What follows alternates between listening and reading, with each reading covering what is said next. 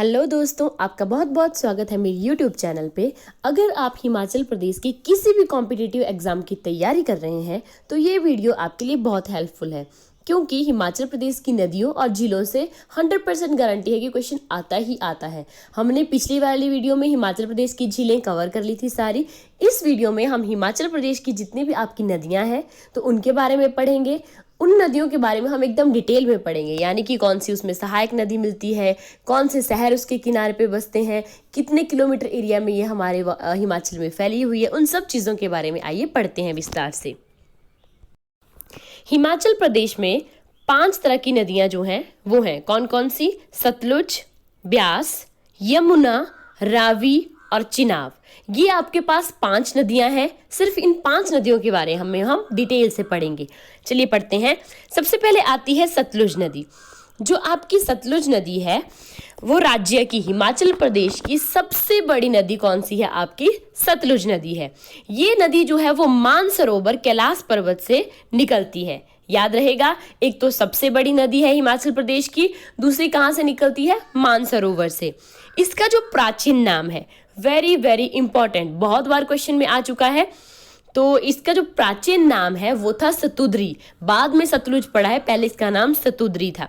अगर कुल लंबाई की बात करें तो राज्य में जो इसकी लंबाई है सतलुज की वो सबसे ज्यादा है, तो 320 किलोमीटर तक तो है जो है ये आपकी सतलुज नदी जो है वो विस्तृत है। आगे बात कर लेते हैं। सतलुज नदी जो है वो आपकी किन्नौर, शिमला और बिलासपुर जिले से बहती हुई जो है वो पंजाब में प्रवेश कर जाती है। पहले ये हिमाचल से चलती है और फिर पंजाब में ये प्रवेश कर जाती है। अगर बात करें इसकी सहायक नदियों की तो हिमालय और जास्कर के मिलन स्थल पर, जहां हिमालय और जास्कर ये जो दोनों जगहें आपके एक स्थान पर मिलती हैं, वहां पे जो है स्पीति नदी इसमें मिल जाती है। तो एक तो हो गई स्पीति नदी। दूसरी, किन्नौर में जब ये प्रवेश करती है सतलुज नदी तो वहां पे जो है वस्पा नदी इसको मिलती है वहां पे। तो स्पीति नदी जो है वो मिली आपकी हिमालय और जास्कर के मिलन स्थल पे, और जो बसपा नदी इसकी सहायक नदी है वो जब ये किन्नौर में आपके पास प्रवेश करती है सतलुज नदी तो वहां पे मिलती है। आगे बात कर लेते हैं। तो ये जो सतलुज नदी है इसी के ऊपर जो भाखड़ा नंगल बांध है बिलासपुर में, वो भी इसी नदी के ऊपर जो है वो बनाया गया है। वेरी इंपॉर्टेंट, भाखड़ा नंगल बांध जो है वो सतलुज नदी पे ही बनाया गया है। आगे देख लेते हैं। और इसी बांध के परिणाम स्वरूप बिलासपुर में कौन सी झील है? गोविंद सागर नामक विशाल झील है। और आपको पता है कि गोविंद सागर झील जो बिलासपुर में पड़ती है वो हिमाचल प्रदेश की सबसे बड़ी कृत्रिम झील है, जिसकी कुल लंबाई 90 किलोमीटर है और वो 168 वर्ग किलोमीटर में है। उसका क्षेत्रफल 168 वर्ग किलोमीटर में है। तो आगे देख लेते हैं। इवन जो आपकी सतलुज है, सतलुज नदी के ऊपर जो नाथप्पा झाकड़ी विद्युत परियोजना है जो कि 1500 मेगावाट बिजली जो है वो बनाती है, तो ये भी जो है इसी नदी के ऊपर निर्मित की गई है। आपको याद रखना है, ये भी बहुत इंपॉर्टेंट है कि जो नाथप्पा झाकड़ी विद्युत परियोजना है 1500 मेगावाट वाली, वो सतलुज नदी पे ही जो है उसका निर्माण किया गया है। सतलुज नदी अंत में जाकर जो है वो सिंधु नदी में विलीन हो जाती है। और इस नदी के किनारे पे जो आपके पास शहर हैं वो आपके पास जैसे बिलासपुर है, रामपुर है, तत्तापानी, कालपा इत्यादि पड़ते हैं। तो ये रहा आपकी सतलुज नदी के बारे में, जिसमें हम लोगों ने 3-4 चीजें हैं जो आपको हमेशा याद रहनी चाहिए। पहला पॉइंट कि ये आपके राज्य की सबसे बड़ी जो है वो नदी है। दूसरा, इसका नाम जो है वो क्या था? सतुद्री। इसका प्राचीन नाम सतुद्री था। एक ये हो गया। दूसरा जो हमने इसमें तीसरा पॉइंट है, इसमें सहायक नदियां कौन सी थी? तो 2 पढ़ी हमने। एक थी आपके पास स्पीति नदी और एक थी आपके पास बसपा नदी। जो स्पीति नदी थी आपकी वो हिमालय और जास्कर का जहां पे मिलन होता था वहां पे मिलती थी, और जो बसपा नदी है जब सतलुज नदी किन्नौर में प्रवेश करती थी तो उसके बाद जो है बसपा नदी उसे वहां पे मिलती थी।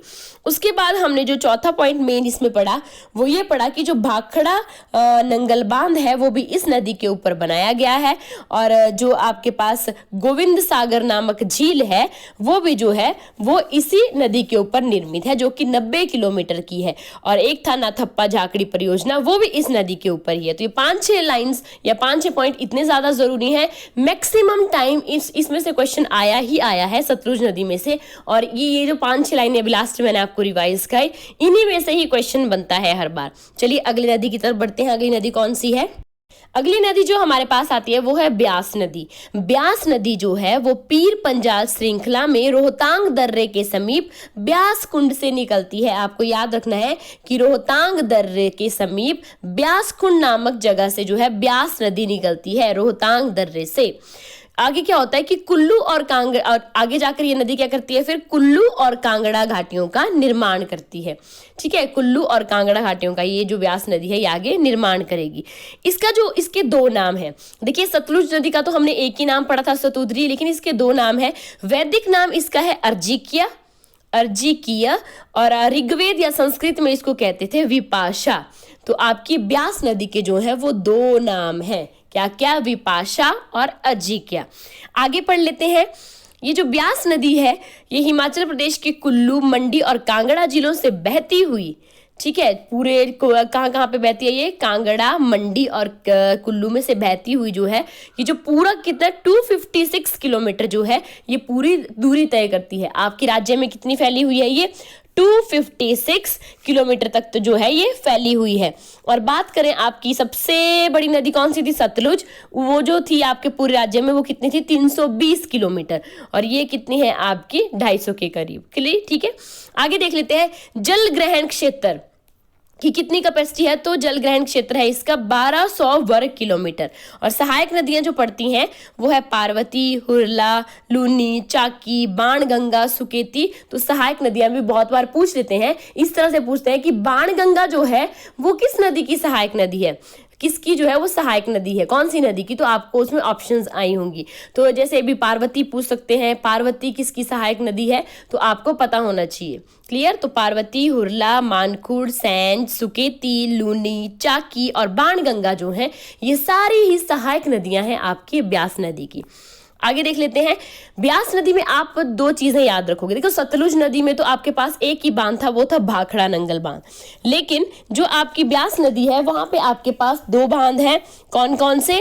एक है आपके पास महाराणा प्रताप सागर बांध, जिसको हम पोंग बांध भी कहते हैं, और एक है आपके पास पंडोह बांध जो आपके मंडी में है। जो महाराणा प्रताप सागर बांध है ये आपका पड़ता है कहाँ पे? कांगड़ा में। और पंडोह बांध जो है ये पड़ता है आपका मंडी में। तो ये दोनों ही बांध जो हैं वो आपके कहाँ है? ब्यास नदी के ऊपर बनाए गए हैं। आपको देखो जो ब्यास नदी है इसमें एक तो इसके 2 नाम है, कौन कौन से? अर्जिकिया और विपाशा। दूसरा हमने इसमें ये पढ़ा कि भाई इसमें जो बांध है वो भी 2 बनाए गए इस नदी के ऊपर, एक महाराणा प्रताप सागर बांध, एक आपका पंडोह बांध। ठीक है, आगे क्या होता है कि पंजाब में प्रवेश करने के पश्चात जब ये नदी आपकी ब्यास नदी जो है जब ये आपकी पंजाब में प्रवेश करती है तो यह मिर्थल नामक स्थान पर सतलुज नदी में विलीन हो जाती है। तो ब्यास नदी भी आगे जाकर किस नदी में मिल जाती है? आपकी सतलुज में। जैसे ही ब्यास नदी जो है वो पंजाब से गुजरेगी तो पंजाब में जाकर जो है ये किस नदी के साथ मिल जाएगी? साथ में जाकर सतलुज नदी के साथ ही जाकर जो है ये मिल जाती है। क्लियर? आगे देख लेते हैं। ब्यास नदी के किनारे पर कौन से प्रमुख नगर हैं? तो वो तो आपने पढ़ ही लिए हैं। कुल्लू है आपका, मंडी है, सुजानपुर टीला है, मनाली है, नदौन, ये सारे आपके जो हैं वो ब्यास नदी के जो हैं वो प्रमुख नगर होंगे। अगली नदी की तरफ बढ़ते हैं। चिनाब नदी। जो चिनाब नदी है जिसको हम चंद्रभागा के नाम से भी जानते हैं, वेरी इंपॉर्टेंट। देखिए चिनाब नदी का क्या है कि चिनाब नदी चंद्रा और भागा के मिलने से बनी है। हमने भागा कहाँ पे पढ़ा था? हमने पीछे जो है चंद्रताल झील और एक आपकी सूरजताल झील वहां पे पढ़ा था। तो यहाँ पे क्या है कि चंद्रा और भागा ये जो आपके पास 2 नदियां हैं जो सहायक नदियां हैं इनके मिलने से जो है ये चिनाब नदी बनती है। तो चंद्रा नदी जो है याद रखना आप यहाँ से चिनाब में ही देखिए, यहाँ पे चिनाब है, चिनाब में भी आप याद रखोगे वो जो यहाँ पे चंद्रा और भागा, ये जो दोनों आपके पास नदियां हैं, ये आपके पास बारालच्चा दर्रे से ही निकलती है। बस फर्क इतना सा है कि जो बारालच्चा दर्रा है उसके जो दक्षिण पूर्व से चंद्रा नदी निकलती है और उसके उत्तर पश्चिम से जो है वो भागा नदी निकलती है। तो और इन दोनों, ये जहां भी ये दोनों मिलती हैं वहां पे जो है वो चिनाब नदी बन जाती है। अगर चिनाब नदी के वैदिक नाम की बात करें तो इसका वैदिक नाम है अस्कनी। क्लियर, इसका भी एक ही नाम है, वो है अस्कनी। सतलुज का सतुद्री था आपके पास। उसके बाद हमने ब्यास नदी पढ़ी। ब्यास नदी में आपके पास दो नाम थे, अर्जिकिया और विपाशा, और आपकी चिनाब नदी का एक ही नाम है, वो है अस्कनी। चिनाब नदी जो है वो चंबा और लाहौल स्पीति से बहती है। च से चिनाब, च से चंबा। चिनाब नदी जो है वो चंबा और लाहौल स्पीति से बहती है। दूरी जो करती है वो 122 किलोमीटर की, आपके राज्य में 122 किलोमीटर तक की दूरी जो है ये तय करती है। जल ग्रहण की बात करें तो जल ग्रहण इसका काफी ज्यादा है, वो है आपका 7500 वर्ग किलोमीटर है, सबसे ज्यादा। अगर पूछे कि जल संग्रह के दृष्टिकोण से सबसे बड़ी नदी कौन सी है, तो सबसे बड़ी नदी आएगी फिर आपके पास चिनाब नदी। किस बारे में बोल रही हूं मैं, जल संग्रह में। तो कितनी कैपेसिटी है इसकी, 7500 वर्ग किलोमीटर जो है वो इसकी कैपेसिटी है। वैसे सबसे बड़ी नदी आपके पास सतलुज है, लेकिन जल संग्रह के मामले में जो है वो चिनाब नदी सबसे बड़ी नदी है हिमाचल प्रदेश की। सहायक नदियां इसमें दो हैं, कौन कौन सी, मियार नाला और आपका सैचर नाला। मियार नाला और सैचर नाला, ये दोनों नदियां जो है वो तांडी नामक एक स्थान के ऊपर बाद में मिलती हैं। और इस नदी के जो किनारे शहर बसे हैं वो तीन ही हैं, कौन कौन से, खोकसार, उदयपुर और आपका किलाड़। खोकसार, उदयपुर और किलाड़ जो है वो चिनाब नदी के किनारे बसे हुए शहर हैं। चलिए अगली नदी की तरफ बढ़ते हैं। चौथे नंबर पे आती है रावी नदी। जो रावी नदी है अगर उसकी बात करें तो रावी नदी में ये है कि सिंधु की सहायक नदी रावी, जो रावी है वो सिंधु की सहायक नदी है। पीर पंजाल और धौलाधार श्रेणियों के मध्य में स्थित बड़ा भंगाल बेसिन से निकलती है। ये थोड़ा सा डिफिकल्ट लगता है पढ़ने में, लेकिन एक दो बार पढ़ोगे तो इजी हो जाएगा। देखो जो रावी नदी है वो कहाँ से बोल रही हूँ मैं, रावी जो है वो पीर पंजाल तथा धौलाधार श्रेणियों के मध्य में स्थित, ठीक है। आपके पास कौन सी, पीर पंजाल और धौलाधार श्रेणियां हैं, ठीक है। एक है पीर पंजाल और एक है आपके पास धौलाधार श्रेणियां। उनके बीच में जो है एक जगह पड़ती है, कौन सा, बड़ा भंगाल बेसिन। यहाँ पे बड़ा भंगाल आप याद रखोगे, बड़ा भंगाल नामक स्थान से निकलती हैं, याद रहेगा। रावी नदी जो है वो पीर पंजाल और धौलाधार श्रेणियों के मध्य में स्थित बड़ा भंगाल, जो इन दोनों के बीच में पड़ता है बड़ा भंगाल, वह बड़ा भंगाल बेसिन से निकलती है। क्लियर, आगे देख लेते हैं। इसका जो वैदिक नाम है वो है पुरुषणी तथा इरावती, दोनों ही इसके नाम है। पुरुषणी और इरावती जो है वो रावी नदी के आपके पास नाम होंगे। आगे बात कर लेते हैं। इसका निर्माण हिमनदों से निकलने वाली मॉडल और तंतगिरी धाराओं के मिलने से होता है। जो रावी नदी है वो दो धाराओं के मिलने से बनती है, कौन कौन सी, मॉडल और तंतगिरी। आगे देख लेते हैं। कुल लंबाई की बात करें रावी नदी की तो कुल लंबाई जो है वो है 158 किलोमीटर आपके राज्य में, और जल ग्रहण क्षेत्र की बात करें तो वो है आपके पास 5541 वर्ग किलोमीटर। ये आपके पास जल ग्रहण क्षेत्र है। प्रमुख सहायक नदियां इसमें हो जाएंगी आपके पास जैसे बुंधिल, आपका तुंधन, फिर बैरा, तंतगिरी। तो मुझे रावी जो नदी है उसके नाम थोड़े से डिफिकल्ट लगते हैं, तो एक दो बार हम लोग पढ़ेंगे तो इजी हो जाएगा, ठीक है। तो एक बार देखिए, रावी नदी को मैंने बोला दो जगहों के मध्य से निकलती है, कौन कौन, पीर पंजाल और धौलाधार के मध्य से निकलती है, बड़ा भंगाल बेसिन जगह से। उसके बाद मैंने बोला रावी नदी की भाई दो ही नाम है, कौन कौन से, पुरुषणी और इरावती। उसके बाद मैंने बोला दो धाराओं से मिलकर बनती है, मॉडल और तंतगिरी। उसके बाद मैंने बताया कि जो इसकी लंबाई है वो है 158 वर्ग किलोमीटर, और जल ग्रहण क्षेत्र की बात करें तो वो है 5541 वर्ग किलोमीटर। चलिए आगे देख लेते हैं। अंत में जो है ना, ये जो रावी नदी है ये पाकिस्तान में जाकर चिनाब नदी में विलीन हो जाती है। क्लियर, तो अंत में रावी नदी किस में मिल जाएगी, आपकी चिनाब नदी में। चलिए लास्ट नदी है आपके पास यमुना नदी। ये जो यमुना नदी है ये उत्तराखंड से यमुनोत्री नामक स्थान से निकलती है। देखो कितना अच्छा नाम है, यमुना नदी है, यमुनोत्री से ही निकलेगी, कहाँ से, उत्तराखंड में। इसका जो प्राचीन नाम था वो था कालिंदी। क्लियर। यह हिमाचल प्रदेश की सबसे छोटी नदी है, सबसे छोटी नदी है और पढ़ने में भी बहुत इजी है। यमुना नदी सबसे छोटी नदी, सबसे बड़ी नदी आ गई सतलुज नदी। ये केवल सिरमौर जिले से बहती है, इसमें बड़े सारे जिले याद रखने की कोई जरूरत नहीं है। यमुना नदी छोटी सी नदी है, सिरमौर जिले में ही बहती है। राज्य में लंबाई की बात करें तो इसकी है 152 किलोमीटर तक ये फैली हुई है आपके पूरे राज्य में, और जल ग्रहण क्षेत्र है इसका 2320 वर्ग किलोमीटर, 2320 वर्ग किलोमीटर। यमुना जो है वो गंगा नदी की सबसे बड़ी उपनदी है। गंगा नदी हमें पता है ना हमारे देश की सबसे बड़ी नदी है, तो उसकी छोटी छोटी उपनदियां होती हैं, तो यमुना जो है वो गंगा नदी की सबसे बड़ी उपनदी है। और वैसे यमुना हमारे राज्य की है, वो सबसे छोटी नदी है।